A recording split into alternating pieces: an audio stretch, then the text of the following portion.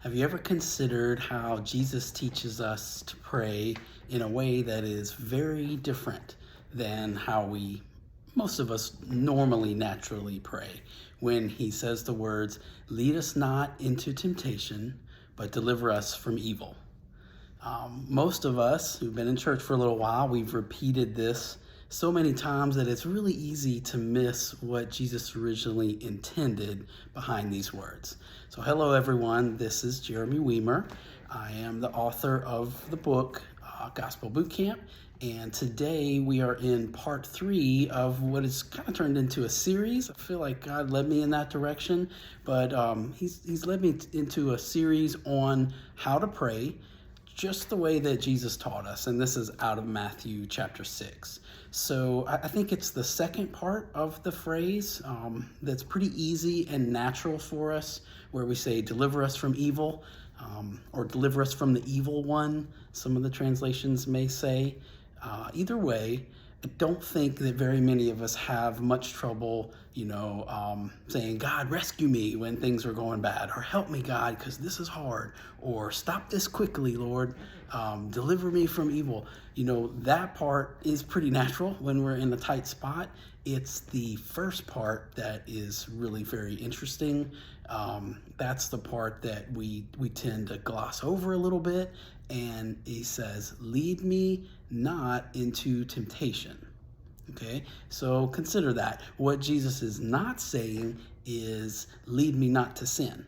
He's not saying, "Help me not make bad choices." Right? And now we absolutely should make good choices, right? And we should ask for God's help with that. But Jesus's approach to get there is different, and it's very specific. He says, "Don't lead me into temptation." He says, "Don't let temptation be desirable to me." That is what I really think he's getting at. So it's something along the lines of, "God, help me not want bad things." Right? Don't lead me down a path where evil is enticing to me, but instead deliver me. Deliver me from corrupt desires. Like, that is what Jesus is saying to pray. Help me have a heart that is healthy and maybe even holy.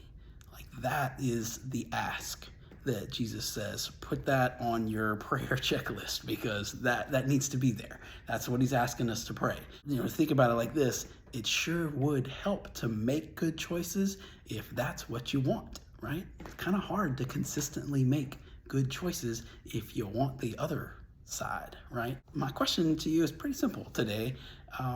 Is that how you pray, right? Is that what you ask God for? And I would encourage you to slow down just a bit and don't rush this, and really think about it. Are you praying the way that Jesus is saying to in this area of temptation? It's kind of a bold request to say, "Hey, God, I realize my heart is not quite right all the time, especially when the pressure is on. And so would you help me have a new heart?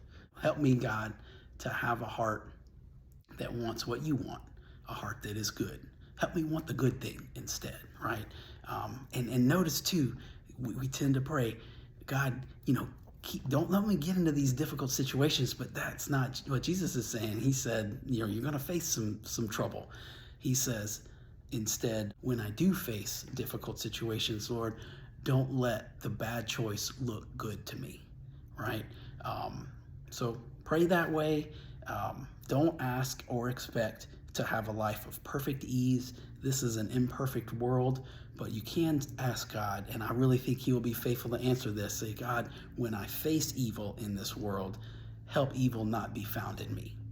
So if you found this to be a good challenge and it was encouraging to you and it's helped you step up your prayer life, I would ask that you subscribe to my page, and that you would consider sharing the video, and I really look forward to talking with you again soon.